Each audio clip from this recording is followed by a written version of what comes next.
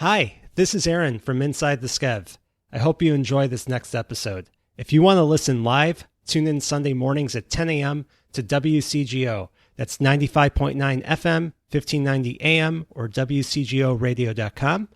Facebook Live at WCGO's page and Inside the Skev. To learn more about this great town and what I do, go to skevinston.com, and you could always contact me at aaron@skevinston.com. Now sit back and listen to this one message from one of our supporters, and we'll start the show.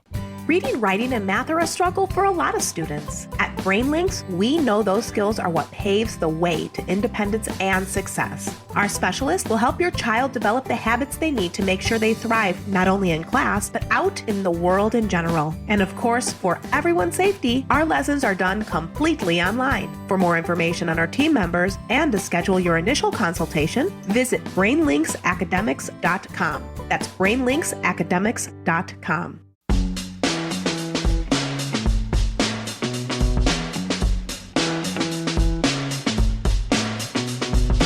Welcome to Inside the Skev, and I'm your host, Aaron Masliansky.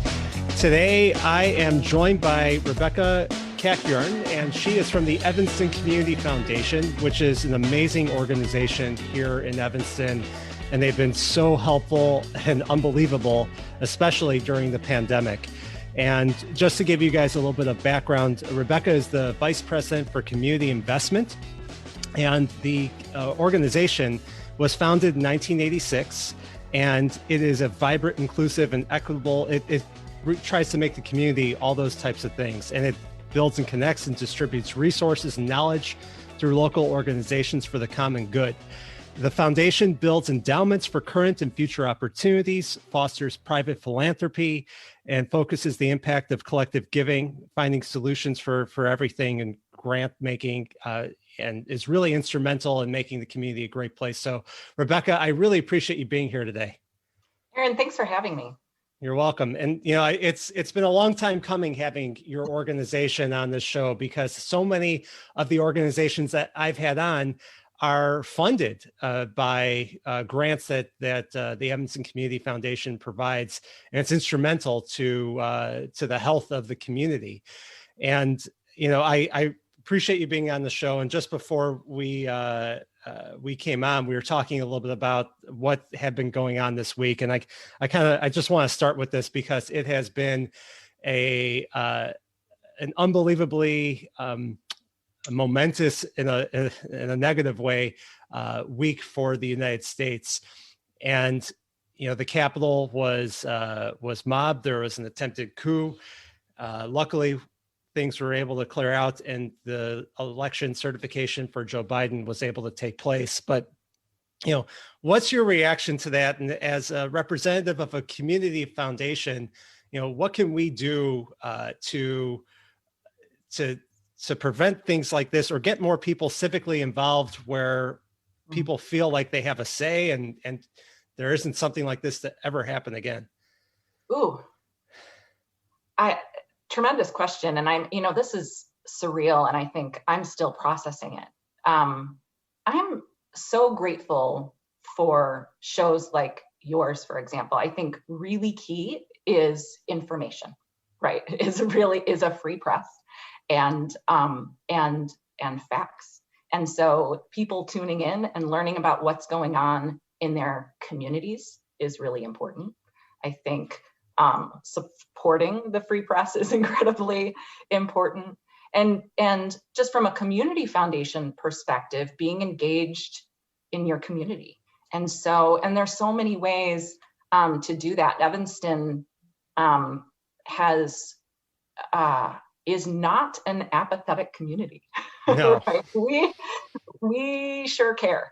And there's tons of opportunities to be involved at different levels. So one of the programs that Evanston Community Foundation runs is Leadership Evanston, which is, we have more than 700 alumni, and it's a way for people to get together over the course of a year and to learn more broadly and deeply about Evanston. I know, so I'm a proud Leadership Evanston alumni, and and I had people in my class who were lifetime Evanstonians who said, oh my goodness, I didn't realize how the local healthcare system functioned and the education system functioned and government and business, and how all of those sectors work together. And I think the more we can be engaged in whatever sector, whatever the thing is that motivates us and we're passionate about, it's an ecosystem. And so inform yourself and become engaged in the amazing work that's happening. I think that's an excellent idea. We actually met a few days ago at the Rotary Club meeting that I'm a part of, and you were presenting about the Evanston Community Foundation. And Rotary is such a great organization that tries to do good and service around the world. It's a massive organization based in Evanston, actually, over 1 million members around the world. But that is another way in order to reach and do positive around the world. For me personally, I'm involved with the Chicago Council on Global Affairs. That's an organization that is meant to educate the public and provide, source information. You get to meet the people or hear from the people who are actually in the news. And I think what's so important is to get facts and, like you said, get engaged with other people within the community, get to learn what's going on. And your organization is one of those that brings a lot of people together with leadership and giving people a positive way to put their energy, because if it's all in your, just your perspective, right? Yeah. So if you're able to do things that can be positive, I think it could turn the world around. But to get to you and how you got to Evanston Community Foundation, and I'm sure it was something that you wanted to do something positive. What is that story? How did you get here? That's a great question. I went to University of Illinois and I studied sociology. Alum. What's that? I'm a fellow alum. You are? Okay. Yes. ILL. INI. Yeah. And I studied sociology and gerontology. So I learned about racism and sexism and ableism and felt called really to try to find a way to bring about change step by step. And my grandmother lived in Evanston. While I didn't grow up in Evanston, I spent a lot of time in this area, and she was a mentor and a dear friend. And so when I graduated, I moved here to be close to her. Mm-hmm. And I looked for her advice as I was starting my career. And she said, learning how to raise money is a great way to start. Learn how to raise money and then see where that takes you. And so I started raising money at what was then Evanston Northwestern Healthcare. And then I moved on to the Evanston Community Foundation, actually, early in my career on the development side. Mm-hmm. When we were launching, it was called Community Works, where we were really focusing on building endowment and investing in the early childhood system, workforce development, and land use. Then I moved on to Planned Parenthood, and that's somewhere where she worked for a long time, and raised money for them. And then I had my first child and decided that was the perfect time for a career change. And so I came, of course. Sure, right? Of course, right. You're not busy. And so I came back to the Evanston Community Foundation. I had an opportunity to shift to the program side, and have been here ever since. So I've been at the Evanston Community Foundation on this side for the last 8 years, but altogether about a dozen. Yeah, so you know it well. Now, if for the audience who doesn't really know the foundation, what do you actually do, and what types of organizations do you help? Yeah, so there's about 700 community foundations in the country. And as the old adage goes, if you've met one, you've met one. We all have in common is that we're place-based. So Evanston Community Foundation is specifically about Evanston. And it's about, first, it's about building funds so that there are resources here for Evanston forever. We bring people together like we've talked about. We're partners in Evanston Cradle to Career. We can talk more about that and leadership. Yeah, I'd love to. And we bring people together so that we, and particularly those who have been historically marginalized, to work out our own solutions and work out how it is that we can become a more equitable Evanston. And then finally, we invest in solutions that'll ultimately make this place we call home more equitable and vibrant and inclusive. And in terms of solutions, one of them was, let's say for 2020, working with Connections for the Homeless and helping them get everybody into a hotel room at the start of the pandemic. That was ECF all the way, right? Well, one of the things about philanthropy, about community foundations, is that we're able to be more nimble. So we were able to act as a bridge and a catalyst and a safety net. So in those very early days, in those very first weeks, we were able to get Connections for the Homeless the funds they needed, the YWCA, Family Promise, Interfaith Action. We were able to be nimble so we could fill that gap until government supports could come in. Mm-hmm. Yeah, that is pretty key to be that stopgap measure. And, I want to talk more about like a lot of how you shifted during the pandemic, because it certainly, your perspective a year ago may have been a lot different of what the community was going to do. But, besides the pandemic, we had, the protests this year. I mean, every single day is like a big news story and how to reach the community better. And now I'm sure there's going to be with vaccinations and how we get that going and helping and partnering with different organizations. So I imagine you partner with many organizations in order to leverage your power, right? That's all we do.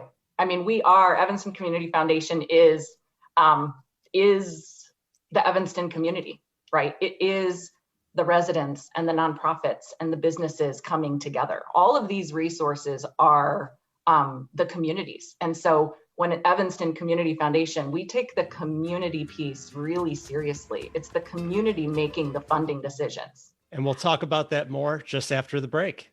Stick around, everyone. Recognized as the third largest Holocaust museum in the world, Illinois Holocaust Museum inspires people of all ages to take a stand against anti-Semitism, hatred, prejudice, and indifference.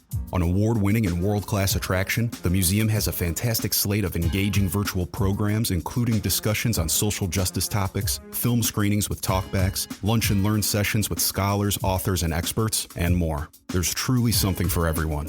Tickets for virtual public tours of the blockbuster exhibit Notorious RBG, The Life and Times of Ruth Bader Ginsburg, are available now through February 20th. And speaking of inspiring pop culture icons, on January 21st, you and your friends have the opportunity to test your pop culture knowledge during the virtual event Take a Stand Trivia, hosted by the museum's Young Professional Committee.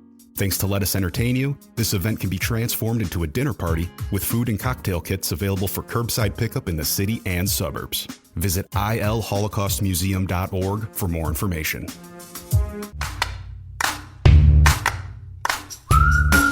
Welcome back, everyone, to Inside the Skev. This is Aaron here, and I am here with Rebecca Cacayuran, and she is from the Evanston Community Foundation, and we've been talking a little bit about what the foundation is, how she got into this, and we started talking a little bit about how the foundation has shifted during the pandemic. And, just want to continue talking about that. And, as we look at 2021 and as things continue to change, people are starting to get vaccinated. We're going to have a change in the administration federally. There's just a lot. Every day is change. So what do you think is going to be happening? And how do you think you're going to continue to shift the organization over the course of the year? So, when we came in March, when we started to realize what was happening, right? I think about the first, the second week of March, we picked up the phone, right? We went home and started working from home, and picked up the phone and called every single of our grantees and our partners, and just started listening.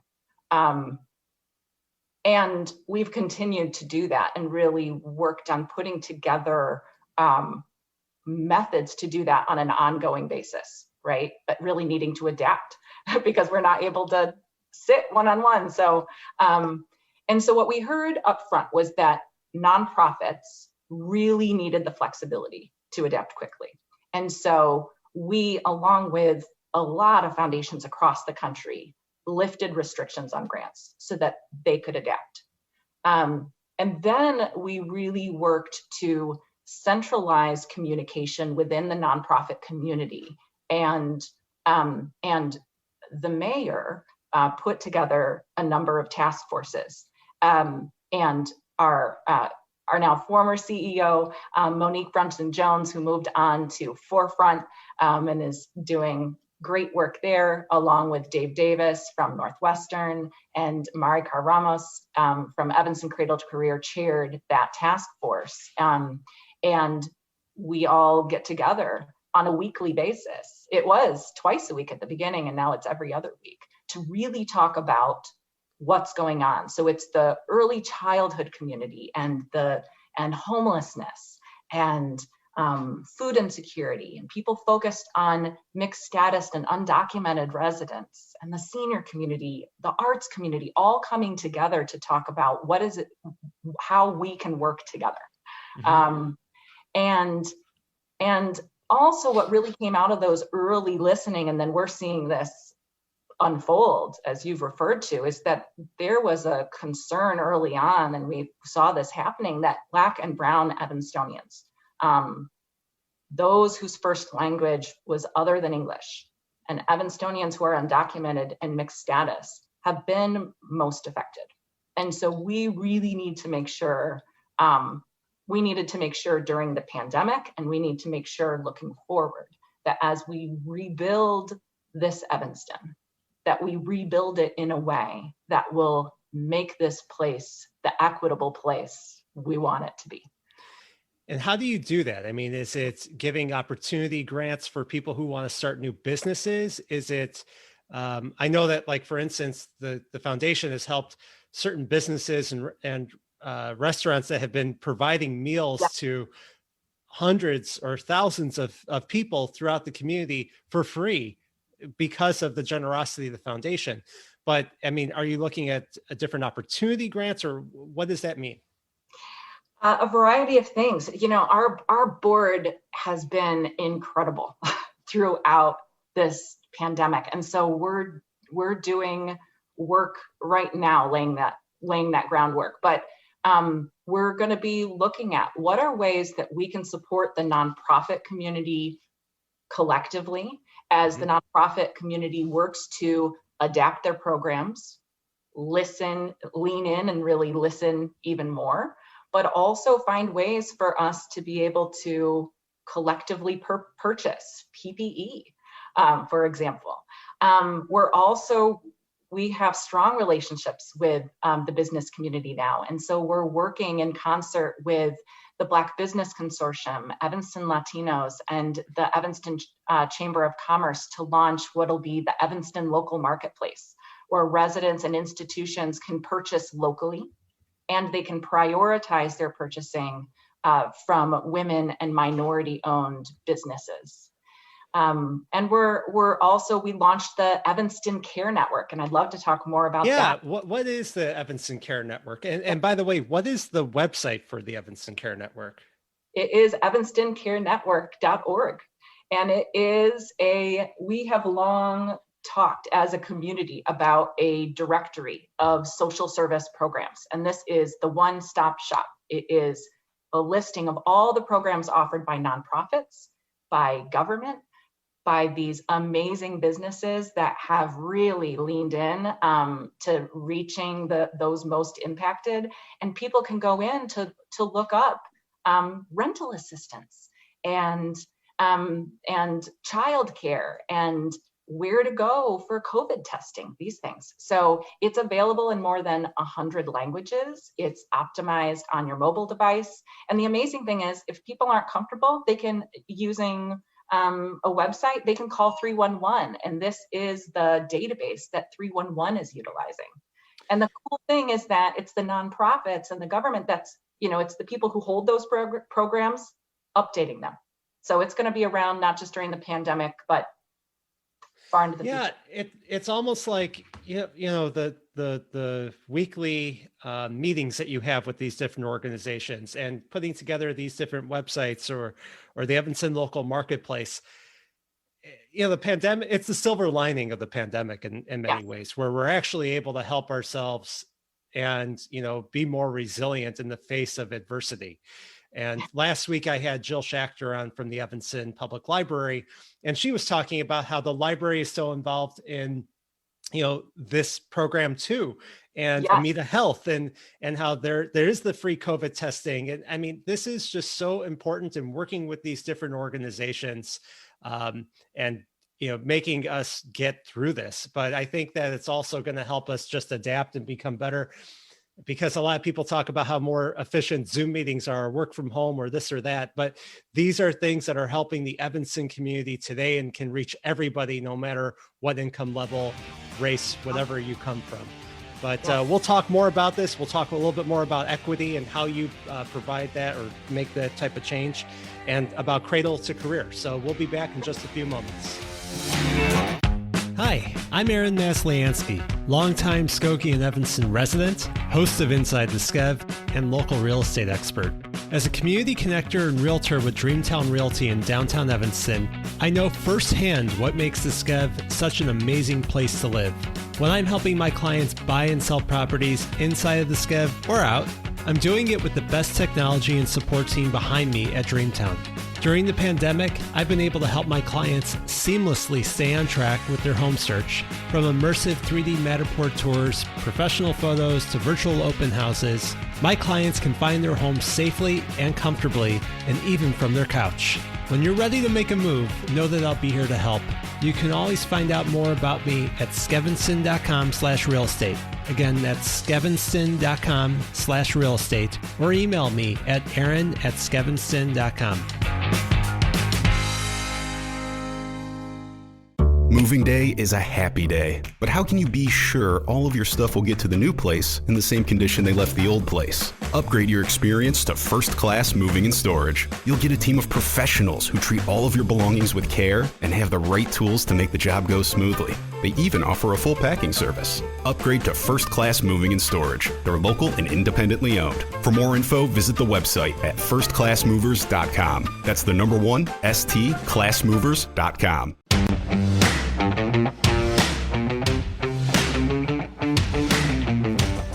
Welcome back, everyone, to Inside the Skev.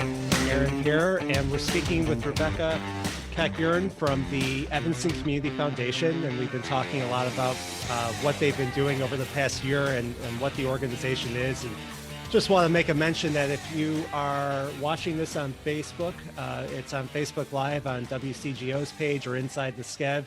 You can comment there, ask questions, and always, go back to skevinston.com. You can watch all the previous episodes. But, Rebecca, we've been having a really good conversation about how the organization is trying to bring equity and, helping everybody in the community.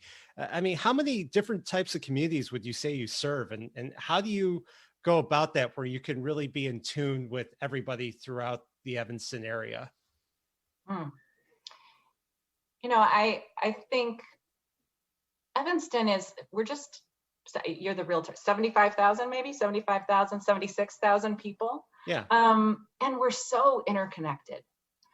And so with Evanston Community Foundation really sees Evanston as an ecosystem, right? And so you're right. I mean, a lot of this listening is making sure that we're pulling people together across sectors and really focusing on those most marginalized. I think the pandemic has exposed the fault lines if we didn't see them before, Oh yeah. I sure hope it is hard to ignore the fault lines that have been exposed, that our Black and Brown Evanstonians have been most hit by the pandemic. And so what we're working to do, the Evanston Community Foundation and our partners and Evanston Cradle to Career, we're really focusing on the systems that can be improved. How do we look at the policies? How do we identify the blind spots that have been there so that we really can rebuild to be the equitable Evanston I really and truly believe we can be?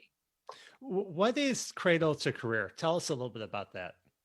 So Evanston Cradle to Career, it is a collaborative partnership of about 40 organizations, 150 community members that are really focused on being a catalyst for change, for addressing the systems that specifically affect families and children in Evanston. And so partners include nonprofits, the schools, Northwestern, the city, businesses. And so I sit on the operations team and the racial equity team to really pull back the layers of the onion to look at how can we all adapt our work at the systems level so that it actually works for everyone. And so when you do that, I mean, does it actually help people then go get jobs, or have you seen people go? How long has the program been around for? Let me ask you that. Cradle to Career, I believe, has been in formation. I'm umming because I'm counting here, but I believe about 8 years. And yes, I think so. You may have heard about Cradle to Career, you being the listeners, through the incredible work of the Advocates for Action.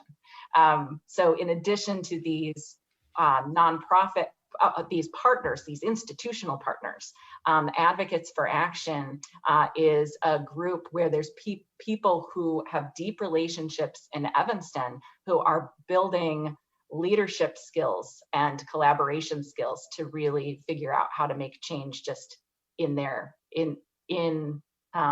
lives and in neighborhoods. In their backyard. In their own backyard. Yeah. If someone is listening to this, how do you get involved in this? Let's say you want to become an advocate, you want to get involved in the leadership program. What do you do? You go to the Evanston Cradle to Career website, and there is a little form that you can fill out to say, hey, I want to become involved. And do you have to live or work in Evanston, or is it, or can you just be if you're interested in Evanston, could you join it?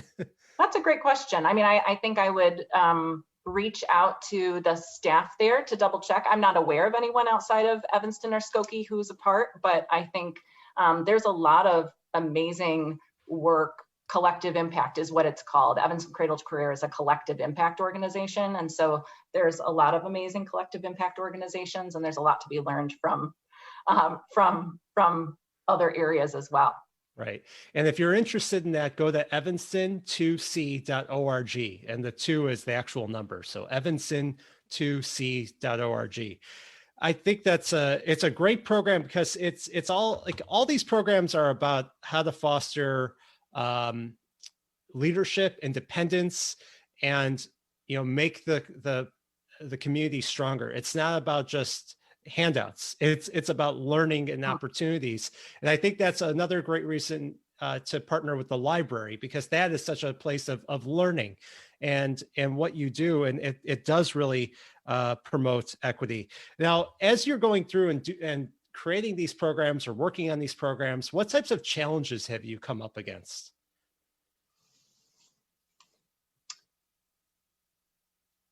I'm quiet because I'm thinking. I mean, So I'll just say from a personal level, my husband and I both work full time, and we've got a 4 and an 8-year-old. And so I think, and that's not something special to me. I think some of it is just bandwidth. All of the people we're working with are people with their own lives, right? Mm-hmm. And so, and so many of our partners, you referred to our business community, in addition to running their businesses and carrying the weight of feeling called to provide for those who are most impacted by the pandemic.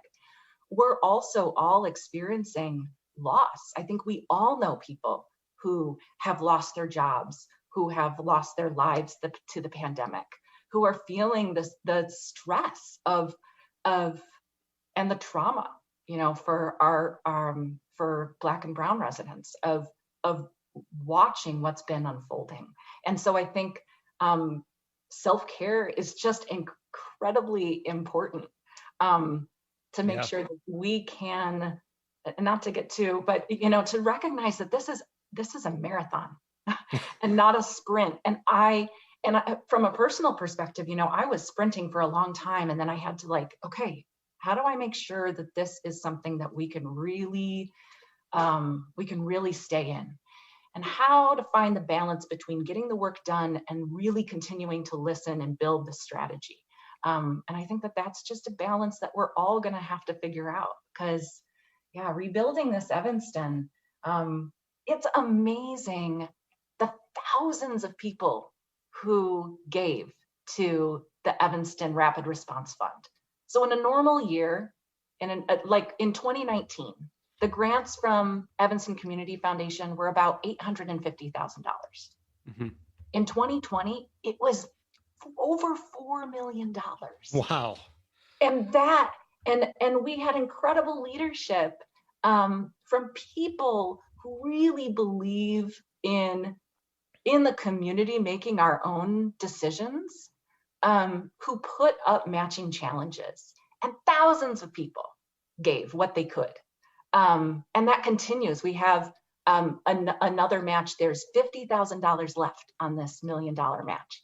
And so it's just such a collective effort. And so while exhausted, also, I just feel like I'm at this front row seat of seeing such inspiring, amazing people. I get to see the best of Evanston.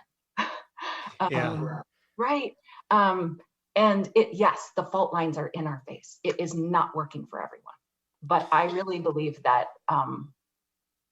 we really can rebuild something great here. We can. I think what you just said, that in a normal year, you raise $850,000 for the Evanston Rapid Response Fund, and this year, $4 million, or this past year, usually right? Grant money. So that's how much you granted. Okay. To establish the Rapid Response Fund, our board pulled from the endowment, and then we set up a challenge. But the Rapid Response Fund was just for this pandemic. What's great, though, is that back in the 80s, we had these people who had a vision for establishing a community foundation so that there would be funds here, not only for the important work that needs to happen every single year, but to equip us for crises just like these. And some of those people are still here and engaged with the foundation and steering the ship. Are they still on the board and involved that way, or just they're still giving and being a part of it? They're still giving and being a part of it. And I want to say, what sets the ECF apart is that the bulk of our endowment is from lots of little gifts, lots of donors from all over Evanston. So it's not just a few really large donors. It really is a community effort, and it's a call for everyone to be a part of it. I think it's really important. If you want to go and give to the foundation, go to evanstonforever.org. That's the website there. And there's a Give Now button at the upper right corner. And even if you can't give, I think it's important to be able to share the message of what you're doing and to continue to inspire others to do so. And so we can continue to build resiliency. We're going to take a short break and we'll come back and talk more about what's going on, and everyone stick around.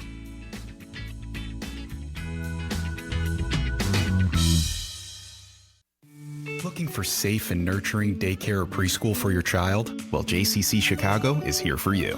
Introducing JCC Chicago Early Childhood's newest location at Beth Emmet Synagogue in Evanston for children 6 weeks to 5 years old. Contact Director Nicole Correa at jccchicago.org/tour for a virtual tour.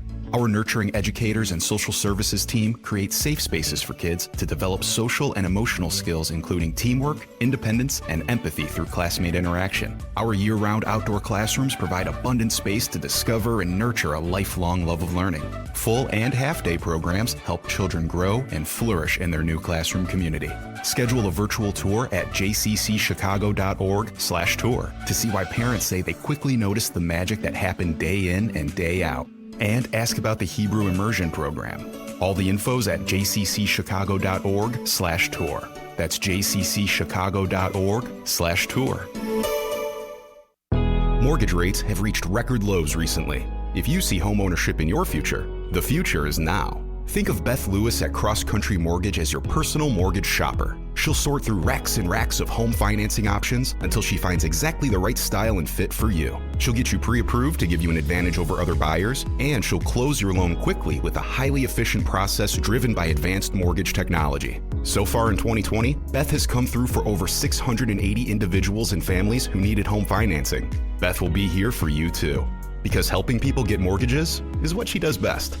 Visit BethLewisTeam.com to get started. That's BethLewiS Team.com. Or call 847-274-9745. That's 847-274-9745. Cross Country Mortgage LLC, NMLS 3029, www.nmlsconsumeraccess.org. Equal housing opportunity. Illinois Residential Mortgage Licensee.